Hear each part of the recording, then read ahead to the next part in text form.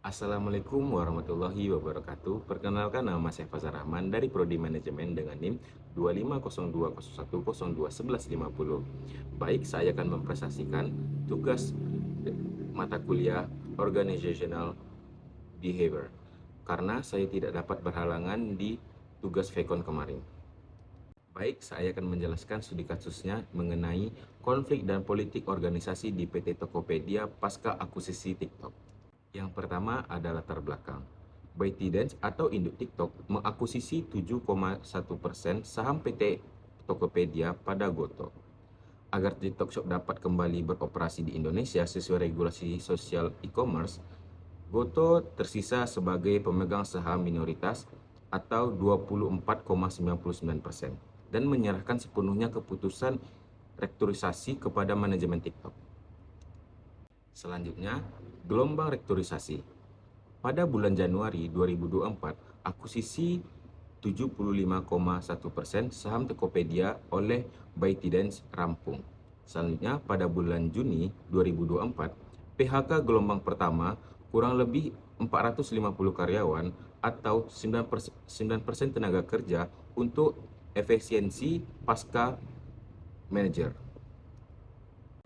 Selanjutnya, pada di bulan Juli 2026, PHK lanjutan skala besar di divisi R&D pada berdampak 2.500 sampai 250 staf.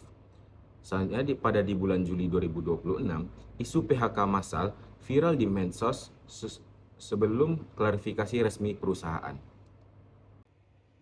Selanjutnya, identifikasi konflik. Yang pertama, identifikasi jenis konflik. Ada juga konflik antar kelompok. Terjadi benturan norma dan budaya kerja antar entitas Tokopedia dan manajemen baru TikTok pasca akuisisi 75,1% saham. Ada juga konflik tugas dan proses. Perselisihan mengenai duplikat fungsi kerja serta mengakumulasi penataan ulang SDM dan pemberian kompensasi. Selanjutnya ada juga konflik peran. Ambiguitas dan tumpang tindih posisi karyawan di divisi operasional dan pemasaran setelah penggabungan dua sistem kerja. Selanjutnya yang kedua ada faktor penyebab utama konflik. Ada juga struktur organisasi dan sinergi. Restrukturisasi masif akibat aksi koperasi memicu eliminasi posisi ganda demi efisiensi biaya operasional perusahaan gabungan. Selanjutnya, ada perbedaan tujuan. Ketidaksesuaian prioritas atau manajemen berfokus pada integrasi cepat dan efisien finansial, sedangkan karyawan membutuhkan stabilitas karir. Selanjutnya, ada juga hambatan komunikasi. Distorsi informasi seputar isu PHK massal versus penataan ulang dan kompensasi sukarela yang menimbulkan keresahan publik dan internal. Dari latar belakang tersebut, saya menganalisis penyebab konfliknya. Yang pertama, ada pemicu utama dari aksi koperasi.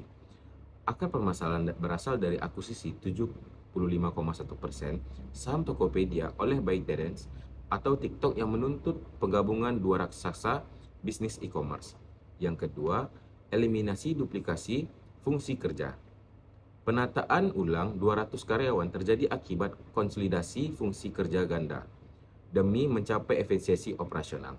Yang ketiga, ada reaksi SDM merupakan dampak perubahan.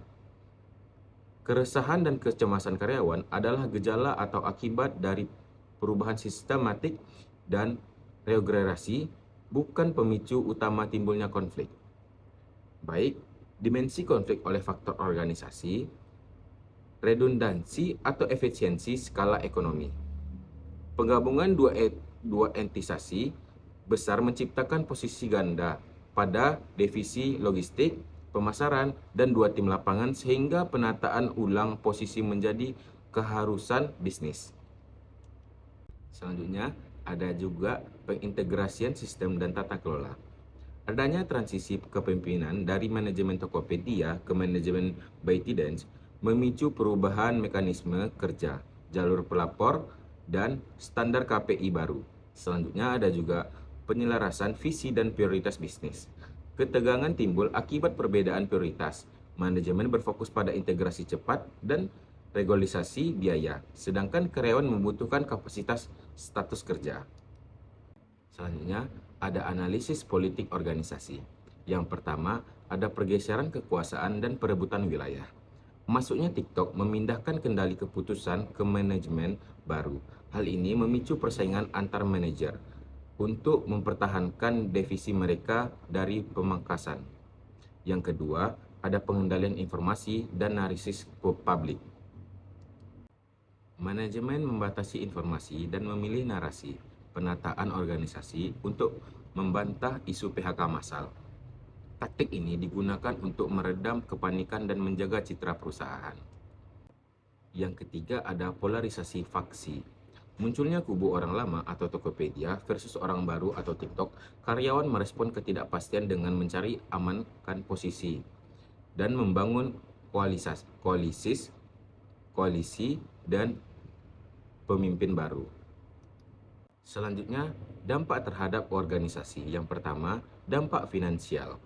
Goto menyatakan PHK ini tidak berdampak material terhadap kinerja keuangannya karena hanya berstatus pemegang saham atau minoritas atau 24,99%. Namun, biaya pesangon dan transisi tetap menjadi beban TikTok atau Tokopedia sebagai pengendali mayoritas. Selanjutnya, krisis kepercayaan atau trust deficit. Ketidakjelasan informasi dan kekhawatiran PHK merusak psikologikal kontrak, menciptakan rasa tidak aman atau job insecurity, serta menurunkan loyalitas karyawan terhadap manajemen puncak. Selanjutnya, ada benturan budaya dan polarisasi internal.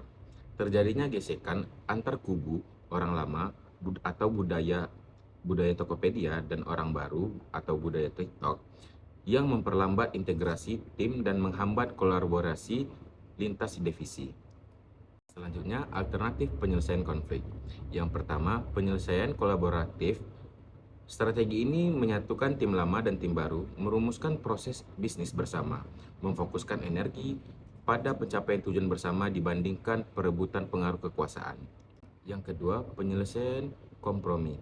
Menerapkan prinsip give and take atau negosiasi ulang atas wewenang dan indikator kinerja atau KPI. Yang ketiga, ada penataan ruang struktur secara tegas. Mengintervensi langsung sumber konflik utama melalui penyusunan ulang peta organisasi, penataan ulang rantai komando, dan eliminasi posisi saling tumpang tindih secara tugas agar tidak penyiksaan ruang ambiguitas peran. Selanjutnya, saya akan menjelaskan tentang rekomendasi strategi HR. Yang pertama, ada manajemen komunikasi transisi dan mengendalikan rumon. Selanjutnya, penyediaan kanal informasi pusat. HR menyelenggarakan two half atau mingguan, 2 mingguan, dan membangun live internal FAQ group. Selanjutnya, ada penerapan interim operating model. HR menerbitkan panduan kerja dan jalur koordinasi formal sementara agar tidak terjadi klaim sepihak atas wewenang proyek antar tim Tokopedia dan TikTok Shop. Selanjutnya, yang kedua, transparansi penilaian dan tata kelola talenta. Yang pertama, penataan kompetensi objektif, penggandengan lembaga asesmen internal untuk penilaian ulang kualifikasi karyawan secara transparan. Selanjutnya, ada aktivitas kenal panduan independen, membuka saluran pelaporan anonim yang aman bagi karyawan yang mengalami diskriminasi, pengucilan kelompok, atau praktik politik kantor yang merugikan selama proses integrasi.